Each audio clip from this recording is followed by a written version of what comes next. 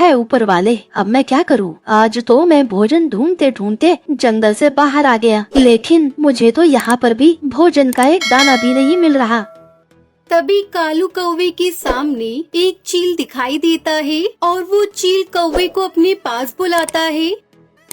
अरे कौवे, क्या बात है? तुम इतने परेशान क्यों लग रहे हो? और मैं तुम्हें कब से देख रहा हूँ, तुम इधर उधर क्या देख रहे हो? चील भाई, मैं भोजन ढूंढ रहा हूँ, लेकिन अभी तक मुझे भोजन नहीं मिला और आज तो मैं भोजन ढूंढते ढूंढते यहाँ तक आ गया, लेकिन यहाँ भी मुझे भोजन नहीं मिला और मेरे पास इतने पैसे भी नहीं हैं कि मैं अपने बेटे को भोजन खरीद कर खिला सकूँ। सुंदरी कौवी की मौत के बाद से मेरे बेटे की जिम्मेदारी मेरे ऊपर आ गई है और अब मुझे बड़ी मुश्किलों से उसे पालना पड़ता है। अगर मुझे भोजन नहीं मिला तो मैं अपने बेटे को क्या खिलाऊंगा? वो तो भूख से मर जाएगा। अच्छा कालू, तुम इतनी सी बात को लेकर परेशान हो रहे हो। मैं तुम्हें पैसे दे सकता हूँ, मगर तुम्हें उसके लिए मेरा एक काम करना होगा। क्या मतलब है तुम्हारा? मैं कुछ समझा नहीं। सीधी सी बात है कालू, तुम मुझे मेरा भोजन ला कर देना। मेरा मतलब तुम मुझे चिड़िया के बच्चे ला कर दो और इसके बदले में मैं तुम्हें ढेर सारे पैसे दूंगा। नहीं नहीं चील भाई, मैं कोई गलत काम नहीं करूँगा। आप आइंदा मुझे परेशान ना करना। ये कहकर कालू कौवा अपने घर आ जाता है और वो घर आकर अपने बेटे जग्गू को उस चील की सारी बातें बताता है। पापा, आपने ये क्या कर दिया? आप बहुत सीधे हो। उस चील ने आपको अमीर होने का मौका दिया था और आपने मना कर दिया। आखिर हम ऐसे कब तक गरीब रहेंगे? मैं तो तंग आ गया हूँ ऐसी जिंदगी से। जग्गू मेरे बेटे, वैसे तुम एकदम ठीक कह रहे हो। मैं तो अब पछता रहा हूँ मना करके। पापा, आप चील की बात मान लो और उन्हें चिड़िया के बच्चे दे दो। अरे पापा, मुझे याद आया, आप टुनटुनी आंटी के बच्चे क्यों नहीं दे देते उस चील को? वैसे भी उनके 12 बच्चे हैं। ये सुनकर कालू खुश हो जाता है और मौका देखकर टुनटुनी चिड़िया के 12 बच्चों में से वो एक बच्चे को पकड़कर चील के पास ले जाता है।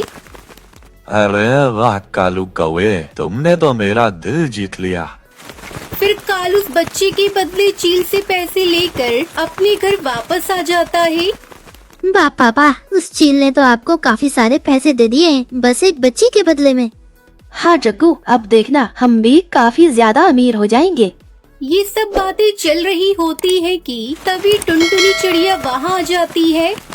अरे कालू भैया, आपने मेरी बेटी पिंकी को देखा है क्या? सुबह से वो मिल नहीं रही है। नहीं टुनटुनी बहन, मुझे क्या पता आपकी बेटी कहाँ है। फिर टुनटुनी अपनी बेटी को ढूंढने के लिए वहाँ से निकल जाती है।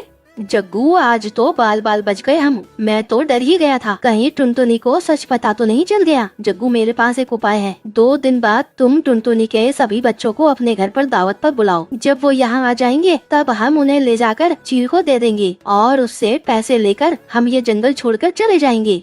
फिर कुछ दिन बीत जाते हैं। टुनटुनी के सभी बच्चे कालू के घर जा रहे थे। मम्मा, हम जग्गू कौवे के घर जा रहे हैं। आज जग्गू कौवे ने जंगल के सभी बच्चों को अपने घर दावत रखी है। हम आज वहाँ खूब मस्ती करेंगे। ठीक है सुनहरी बेटा, पर अपने सभी भाई बहन का ध्यान रखना और समय से घर आ जाना।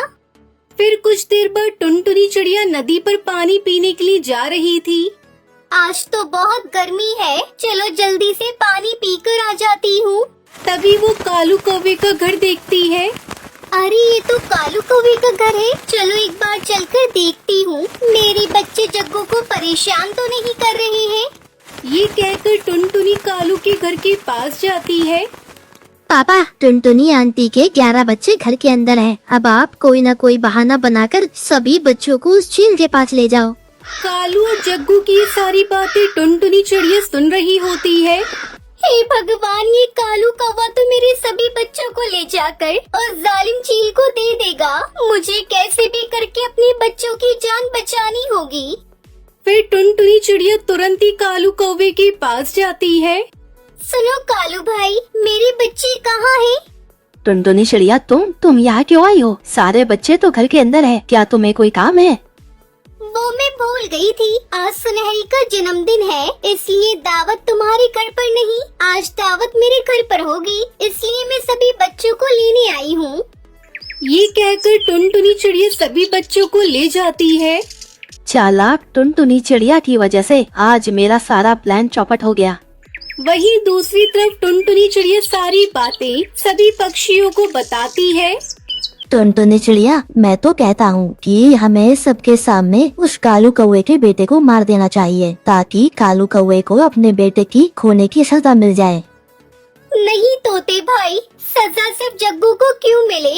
सजा कालू कौवे को मिलनी चाहिए और अब चील खुद कालू कौवे को सजा देगा। अगर हम कालू से जाकर ये कह दे कि जग्गू कौवे को चील ने खा लिया है, तो कालू कौवा बहुत गुस्सा होगा और वो चील के पास जाएगा और फिर चील भी कालू कौवे को नहीं छोड़ेगा।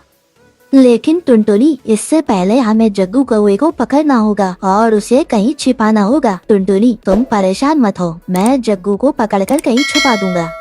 ये कहकर हरिया तोता वहाँ से चला जाता है और वो किसी भी तरह जग्गू कौवे को पकड़कर अपने घर में छिपा लेता है। वहीं दूसरी तरफ बाकी पक्षी भी कालू कौवे के पास आ जाते हैं। कालू कौवे, तुम्हें पता है या नहीं, तुम्हारे बेटे जग्गू कौवे के साथ क्या हुआ है? पता है, तुम्हारे बेटे को उस चील ने मारकर खा लिया है। क्या? ऐसा कैसे हो सकता है? वो चील मेरे बेटे को कैसे खा सकता है? चील ने मुझे धोखा दिया है, मैं उस दुष्ट चील को नहीं छोड़ूंगा। ये कहकर कालू कौवा गुस्से में उस चील के पास चला जाता है। मेरे बच्चों, अब देखना, वो चील कालू कौवे को नहीं छोड़ेगा, वो अब कालू कौवे को मार डालेगा। फिर कालू गुस्से में चील के पास जाता है। चील, मैंने तुम्हारा साथ दिया और तुमने मुझे ही धोखा दे दिया। अब मैं तुम्हें नहीं छोड़ूंगा, मार दूंगा जान से। ये सुनकर तो चील को काफी ज्यादा गुस्सा आ जाता है और वो कालू कौवे पर हमला कर देता है, जिसकी वजह से वो वहीं मर जाता है। वहीं दूसरी तरफ टुनटुनी चिड़िया कालू कौवे के बेटे जग्गू को अपने पास रख लेती है और उसका अपने 11 बच्चों की तरह ही ख्याल रखती है। इस तरह टुनटुनी चिड़िया अपने 12 बच्चों के साथ खुशी खुशी रहने लगती है। दोस्तों, हमें उम्मीद है कि आपको हमारी ये कहानी पसंद आई होगी। कृपया हमारे चैनल को सब्सक्राइब करें और सभी अपडेट्स के लिए बेल आइकन जरूर दबाएं। और हाँ, वीडियो लाइक और शेयर करना मत भूलिएगा। Bye bye.